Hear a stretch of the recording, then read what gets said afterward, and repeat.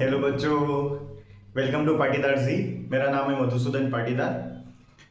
Okay, सो मैंने batch start की थी हमारे 12th फिजिक्स की और मुझे काफ़ी टाइम हो भी गया है ना। मैंने कुछ लेक्चर्स इसमें अपलोड भी कर दिए हैं, है ना। सो उसी को मैं आगे बढ़ाते हुए आज हम मतलब न्यूमेरिकल्स की प्रैक्टिस और कुछ क्वेश्चंस की प्रैक्टिस करेंगे। ओके, सो मैं यहाँ पर एक क्वेश्चन देता हूँ और है ना, आप उसको मतलब अपने हिसाब से सोल्व कर सकते हैं, है ना। अगर आपको कोई प्रॉब्लम आती है तो है ना, आप मेरी वीडियो को कंटिन्यू कर लेंगे। और नेक्स्ट थी क्या, पॉज कर लें और पहले ट्राई कर लें, अगर नहीं आता है तो फिर आप वीडियो देख लें, है ना। इस टाइप से आप ध्यान मतलब कर सकते हैं। सो फर्स्ट थिंग कि जो क्वेश्चन है वो क्या है कि हमारे पास क्या है, एक ट्राइंगल है। ट्राइंगल के तीनों वर्टाइसेस पर पॉजिटिव चार्ज रखे हैं। तीनों का जो मैग्नीट्यूड है वो सेम है। तीन चार्ज रखे हुए, तीनों का मैग्नीट्यूड सेम है। ओके, और इसके सेंट्रोइड पर, है ना, सेंट्रोइड पर एक कैपिटल क्यू चार्ज रखा हुआ है। ओके, सो यहां पर आपको क्या बताना है, फोर्स, कि यहां पर फोर्स कितना लग रहा है। तो ये आपका क्वेश्चन है, आप पॉज करके ट्राई कर सकते हैं। ओके, सो मैं इसको करता हूं। सबसे पहले क्योंकि मुझे यहां पर फोर्स निकालना है, फोर्स के लिए मेरे पास ये डिस्टेंस होनी चाहिए कि तीनों से डिस्टेंस क्या है। अगर मैं बात करूं, क्योंकि ये सेंट्रोइड है तो सेंट्रोइड पर सभी वर्टाइसेस से जो डिस्टेंस है वो सेम होती है। अब वो हम कैसे निकालेंगे डिस्टेंस, तो हम क्या करते हैं, यहां से एक परपेंडिकुलर ड्रॉ करते हैं, ये है ना। सभी की जो है ना, जो इसकी जो साइड है वो साइड क्या है, ए है। सो यहां पर मैं क्या करूंगा, जब यहां पर इसका है ना डिस्टेंस निकालूंगा तो वो कैसे होगी, क्या यहां पर मैं है ना इस वाले ट्राइंगल को आप देखो, क्या आप यहां पर पाइथागोरस थ्योरम लगा सकते हैं, है ना। आप देखोगे तो क्या है, ये हाइपोटेनियस, ये क्या है a/2 हो जाएगा, क्योंकि फिक्स आधे डिस्टेंस पर यहां से एल्टीट्यूड ड्रॉ होता है। एल्टीट्यूड यानी कि जो सामने वाले वर्टाइसेस पर मतलब वर्टेक्स से सामने वाली साइड पर जो परपेंडिकुलर ड्रॉ करते हैं उसको हम एल्टीट्यूड बोलते हैं ना। तो एल्टीट्यूड यहाँ पर क्या होगा, उसको हाफ डिवाइड करेगा।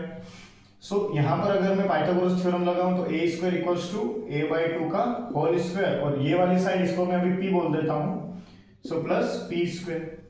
सो यहाँ से p² इक्वल्स टू क्या हो जाएगा, a², ये a/2 का होल स्क्वायर उधर जाके माइनस का, तो a² अपॉन 4, है ना। मैंने इसको पलटा के लिख लिया। सो इसको सोल्व करेंगे क्या हो जाएगा, 4 इधर माइनस a², तो ये हो जाएगा 3a²/4। तो यहाँ से p क्या हो गया, p हो जाएगा √3a/2, है ना। एक इसकी वैल्यू आ गई p की। क्लियर है, ओके। अच्छा, ये परपेंडिकुलर आ गया। अब हमें पता है कि जो सेंट्रोइड है ये हमेशा ऊपर वाली लाइन और नीचे वाली लाइन को 2:1 में डिवाइड करता है। आपको ऊपर वाली डिस्टेंस देखना है तो टोटल रेशो कितना है ना। आपको सिर्फ अब लेंथ देखना है, ये तो p आ गया था, लेंथ देखना है तो टोटल रेशो कितना है, मैं इसको सही कर देता हूं, √3a/2। टोटल रेशो कितना है, 2 and 1 3, और हमें सिर्फ ये वाला डिस्टेंस देखना है तो इसका रेशो कितना है 2, तो आप 2 ऊपर लिख लो। तो 2 से 2 कैंसिल, और √3 से 3 √3 हो जाएगा, है ना। हम 3 को √3 2 टाइम्स लिख सकते हैं, तो √3 से √3 कटवा रहे, √3 नीचे बच जाएगा। सो a इक्वल्स टू क्या हो जाएगा, a/√3। तो ये इसकी डिस्टेंस हो गई। सो अगर मैं फर्स्ट चार्ज से डिस्टेंस निकालूं F1, तो F1 क्या होगा, K small q capital Q, है ना। फोर्स दोनों charge small q capital Q upon यहाँ की डिस्टेंस यानी कि L/√3 का होल स्क्वायर। तो इसको मैं सोल्व करूंगा, √3 का होल स्क्वायर 3 ऊपर चला जाएगा, तो 3kq³ अपॉन L²।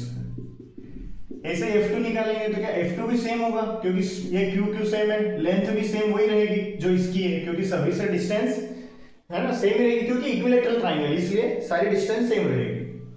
सो ये भी क्या आ जाएगा, 3kq³ upon L²। Similarly F3 भी हो जाएगा, जो यहां से हम डिस्टेंस, जो यहां से हम फोर्स निकालेंगे, तो तीनों ही फोर्स की वैल्यू सेम है। नेक्स्ट थिंग, अब यहां पर जो फोर्स लग रहा है उसकी डायरेक्शन देखो, क्योंकि पॉजिटिव है पॉजिटिव है तो इसी के अवे इधर, यहां से इधर नीचे, और यहां से इसी के इधर ये वाला। सो एक फोर्स इधर हो गया, एक फोर्स इधर हो गया, एक फोर्स जस्ट नीचे। सो ये क्या हो जाएगा, अगर मैं इसको देखूं तो ऊपर 1 था तो ये क्या हो गया F1 है ना, नीचे ये F1, और यहाँ पे 2 की वजह से, और यहाँ पे ये 3 की वजह से, तो ये फोर्स हो जाएंगे है ना, ये 3। सो ये F1, F2 एंड F3। अगर आप देखोगे यहां पर तो ये तीनों जो है ना, ये है ना इक्वली डिस्टेंस पर है, मतलब इक्वली एंगल बना के है सारे, ये तीनों इक्वली एंगल है। सो इक्वली एंगल है तो क्या होगा 120 120 120, क्योंकि तीनों मिला के 360 हो जाएगा, पूरा वन सर्कल कंप्लीट हो जाएगा 360, तो 120 120 120, तो ये एंगल कितना हो जाएगा 120 डिग्री है ना।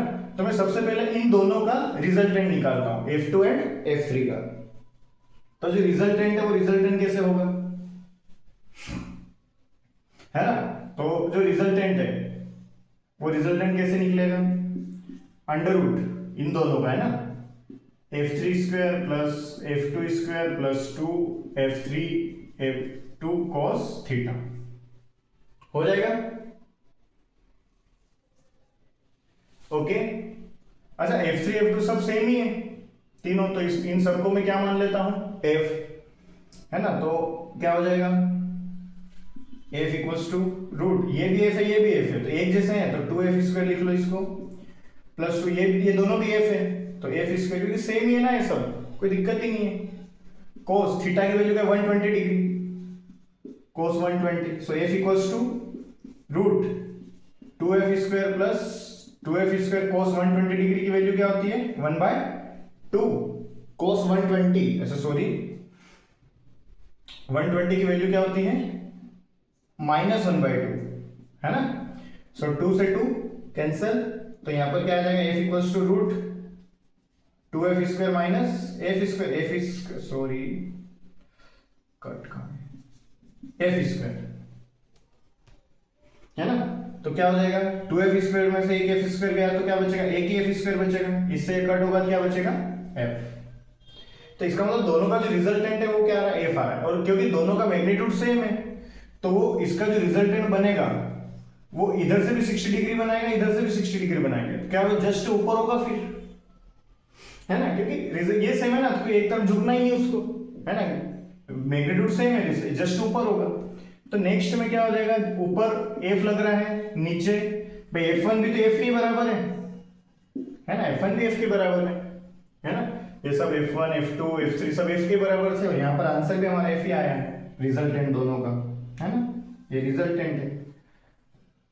अब दोनों एक दूसरे के ऑपोजिट है तो एक दूसरे को कैंसिल करके क्या कर देंगे 0, तो क्या हुआ यहां पर जो नेट फोर्स था वो क्या हो गया 0 हो गया, नेट फोर्स 0 होगा। क्लियर है सभी को है ना। ओके सो मिटा दूं है ना। ओके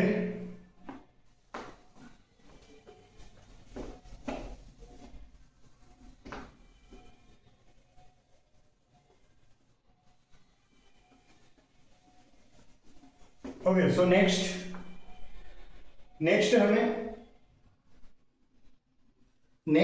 क्वेश्चन करना है वो इलेक्ट्रिक फील्ड लाइंस को लेकर है ना। मतलब मैंने क्या किया, पहले सारे कॉन्सेप्ट को समझा दिया है और उसके बाद अब मैं क्या कर रहा हूं उन सभी के ऊपर कुछ आज क्वेश्चन लेके समझा रहा हूं ताकि आपके जो कॉन्सेप्ट है वो क्या हो जाए, क्लियर हो जाए अच्छे से है ना। सो क्वेश्चन मतलब आपको मैं यहाँ पर कुछ डायग्राम बना के देता हूं है ना।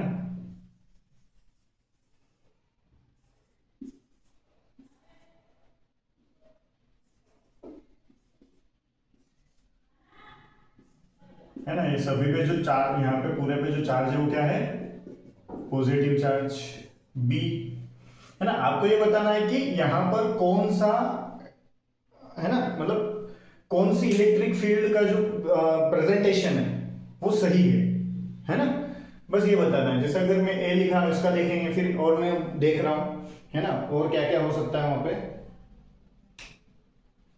देखो, और ये एक प्लस है, फिर माइनस, फिर प्लस, तो यहां से जो इलेक्ट्रिक फील्ड है वो यहां पर ऐसे है, फिर ये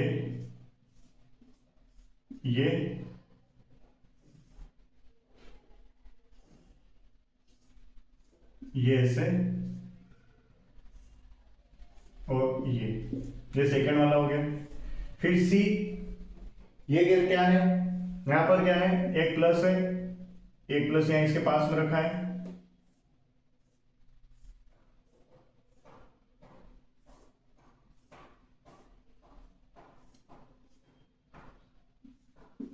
ना, अवे की साइड डायरेक्शन है ना, डायरेक्शन यहां पर बहुत इंपॉर्टेंट होती है इलेक्ट्रिक फील्ड लाइंस में, है ना, हमेशा ध्यान रखना। नेक्स्ट थिंग हमें दे रखा है, सी हो गया। डी, ये क्या है, हमारे पास यहां पर एक चार्ज है प्लस, है ना, सॉरी, ये माइनस है, ये प्लस, ये प्लस, तो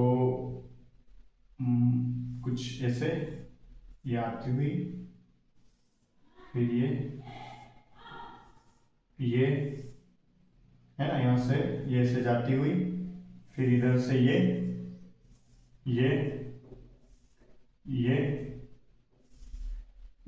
जाती हुई, है ना, ये डी वाला हो गया। ई वाला जो है वो कुछ इस टाइप से है ना, इस पूरे पे जो चार्ज है वो इधर पॉजिटिव है ना, इसके सरफेस पे चार्ज पॉजिटिव और इसके सरफेस पे चार्ज नेगेटिव हो जाएगा, और यहां पर जो फील्ड लाइंस बनाई है वो कुछ ऐसे है ना, इस टाइप से। ओके, तो इधर से भी आती हुई इधर आ रही है, इधर ऐसे कैसे घूम के, है ना, उधर भी ऐसे ही घूम के आ रही है कहीं से, है ना, ध्यान रखना। सो ये हो गया, और ये इस टाइप से, और एक और है एफ, इसमें ये दे रखा है, इस पे प्लस चार्ज है, इस पे माइनस चार्ज है, यहां पर एक बॉल रखी हुई है ना, मेटेलिक बॉल है, और अब यहां से फील्ड लाइंस कुछ ऐसे जा रही है, ये ऐसे,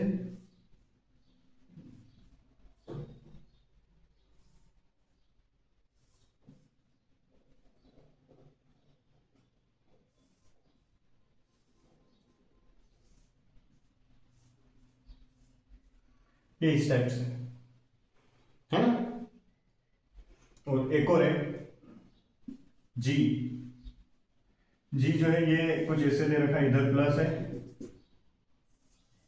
इधर माइनस है, यहां पे फिर से वही मेटेलिक बॉल है, और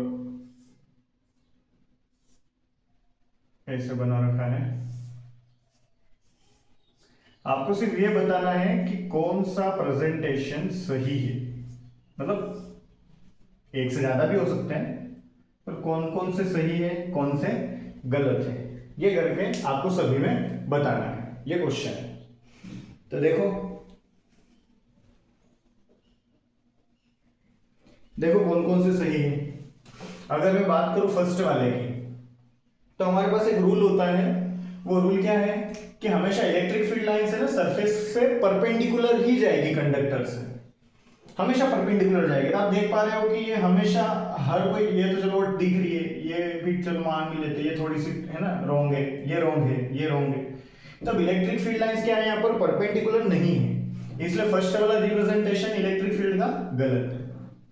सेकेंड में बात करें तो क्या हो रहा है, हमेशा हमें पता है कि पॉजिटिव से है ना इलेक्ट्रिक फील्ड लाइंस अवे जाती है, नेगेटिव की तरफ आती है, तो इसमें देखो प्लस से अवे जा रही है, इधर भी नेगेटिव पे आ रही है, यहां तक तो ठीक था, लेकिन यहां पे क्या, वो नेगेटिव से ही देखो वापस से इधर नीचे जा रही है, तो इससे होगा कि नेगेटिव से पॉजिटिव जा रही है, तो यहां पर ये गलत है ना, ये नहीं हो सकता, ये गलत है।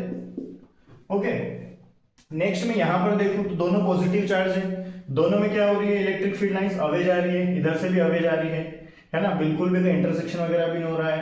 है ना, और ऐसा कुछ लग भी नहीं रहा है, तो ये प्रेजेंटेशन सही है, इसमें कोई प्रॉब्लम नहीं है। नेक्स्ट इसका देखें तो डायरेक्ट ही आपको एक बात मतलब ठीक है, प्लस से माइनस जा रही है ना, माइनस की ओर आ रही है ना, आने वाला साइन इधर भी चलो ऐसे कभी ये जा रही हो ऐसा कुछ दे दे, है ना। तो देखा जाए तो यहाँ पर ठीक है, ये तो सब बढ़िया चल रहा है, लेकिन ये देखो इंटरसेक्शन हो रहा है, हमें पता है इंटरसेक्शन पॉसिबल नहीं है ना। अगर दो इलेक्ट्रिक फील्ड लाइंस एक दूसरे को इंटरसेक्ट करती है तो इसका मतलब क्या हुआ, एक ही पॉइंट पर क्या होगा, दो लाइंस शो हो जाएगी, और एक ही पॉइंट पर दो लाइंस शो मतलब सॉरी दो डायरेक्शन, है ना, एक ही पॉइंट पर दो डायरेक्शन, क्योंकि जब वहां पे आप टेंजेंट बनाते हो तो टेंजेंट क्या शो करती है, डायरेक्शन।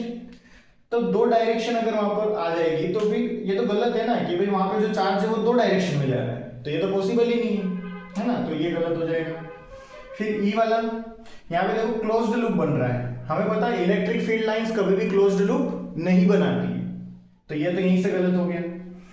इसमें अब ये थोड़ा सोचना पड़ेगा, ये जो मेटेलिक बॉल है यहाँ बीच में ऐसे रखी हुई है, तो मेटेलिक है इसलिए इसके अंदर तो पॉजिटिव नेगेटिव दोनों होंगे। सो हम ऐसा देख सकते हैं कि भाई ऊपर नेगेटिव चार्ज इकट्ठा हो जाएगा और नीचे पॉजिटिव, क्योंकि ये तो न्यूट्रल थी ना, तो चार्ज की वजह से इसमें नेगेटिव ऊपर जा रहा है और पॉजिटिव नीचे आ रहा है, क्योंकि यहाँ पे चार्ज है यहाँ पे चार्ज, यहाँ पे तो चार्ज गिवन ही नहीं था, है ना। तो क्या होगा, नेगेटिव ऊपर जा रहा है पॉजिटिव नीचे आ रहा है, इससे क्या होगा कि इधर से जो फील्ड लाइंस आ रही है प्लस की, वो कहाँ पे आ रही है, पहले नेगेटिव पे आ रही है, तो पॉजिटिव से आ रही है नेगेटिव पे, ये तो सही है, कोई दिक्कत ही नहीं है। फिर यहाँ पे देखो ये जो वापस घूम के कहाँ जा रही है, पॉजिटिव से नेगेटिव की तरफ, तो ये भी सही है, और बाकी ये पॉजिटिव से नेगेटिव डायरेक्शन ये भी सही है, कहीं इंटरसेक्शन भी नहीं हो रहा है ना, सही चल रहा है काम। और जहां कम होगा इलेक्ट्रिक फील्ड वहां पे देखो थोड़ा दूर दूर भी किया हुआ है, तो ये भी प्रेजेंटेशन सही है।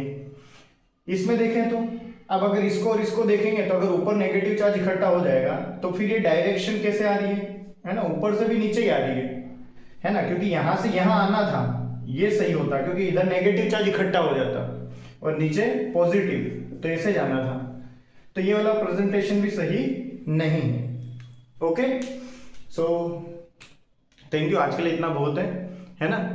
अपन फिर मिलते हैं नेक्स्ट वीडियो में, और अगर आपको कोई भी डाउट है ऐसा कुछ है तो आप मुझे जरूर कमेंट करें, मैं उसका जितनी जल्दी हो उतनी जल्दी, है ना, आपको जवाब दूंगा। Okay, so thank you.